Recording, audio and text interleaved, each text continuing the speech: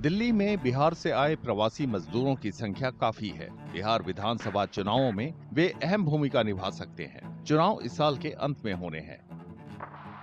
राष्ट्रीय राजधानी में छोटे मोटे काम करके गुजारा करने वाले कई लोगों के लिए गृह राज्य में बेरोजगारी प्रमुख मुद्दा है। इस मुद्दे का मतदान पर खासा असर पड़ सकता है।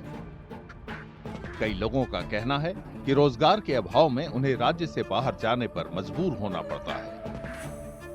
दिल्ली आए जो हम लोग कोई रोजगार बिहार में नहीं रहते हैं, कोई काम धंधा नहीं है, तो कहीं तो कमा कर खाना है। इसी रोजगार के लिए आए। बिहार में ऐसे हो सरकार जो रोजगार हो। दिल्ली में रहने वाले प्रवासी बिहार की अर्थव्यवस्था बेहतर बनाने और उद्योगों में जान फूंकने के लिए राजनीतिक नेतृत्व से स्पष्ट योजना चाहते हैं।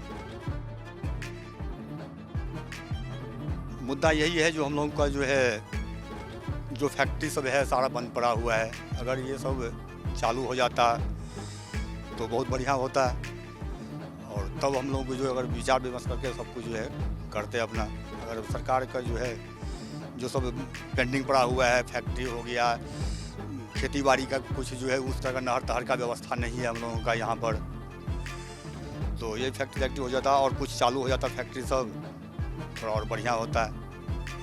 बेरोजगारी बहुत बिहार में है, गरीबी बहुत है। सरकार से यही चाहते हैं कि जो बंद पड़ी फैक्ट्री है उसको चालू किया जाए। जो हम लोग यहाँ आते हैं 15,000, 20,000, 25,000 पर नौकरी करते हैं, उतना अगर हम लोगों को बिहार में मिल जाए तो पलायन कम, सबसे पहले तो बिहार का पलायन रुकेगा। चुनावों से पहले राजनीतिक बहस का एक और मुद्दा राज्य की मतदाता सूचियों में बदलाव है।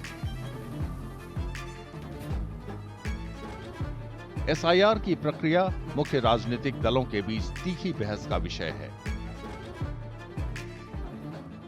विपक्षी कांग्रेस आरजेडी गठबंधन ने आरोप लगाया है कि पूरी प्रक्रिया में पारदर्शिता का भारी अभाव है।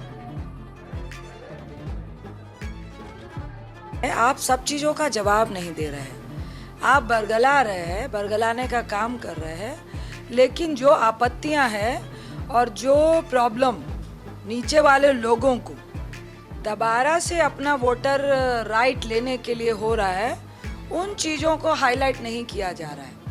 आपने बिहार में 65 लाख वोटर्स को हटाया, आपने जिला वाइज दे दिया कि मेरे सुपौल में 1.5 लाख वोटर कटे हैं, लेकिन हमें किसी को नहीं मालूम है किस पंचायत, किस प्रखंड और किस बूथ पे कितने वोट कटे हैं और वो कौन लोग हैं। अगर डेथ हुई है तो किनकी हुई है।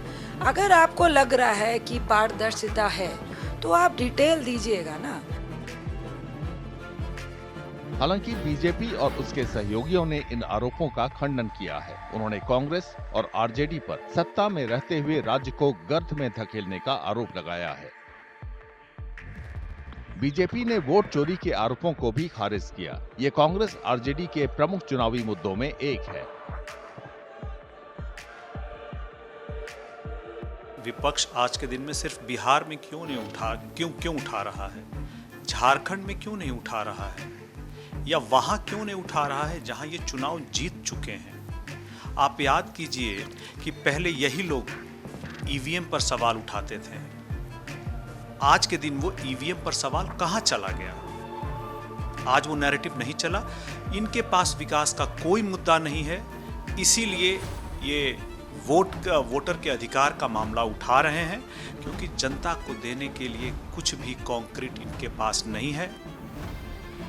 बिहार में 243 सदस्यों की विधानसभा के लिए अक्टूबर-नवंबर 2025 में मतदान होने के आसार हैं।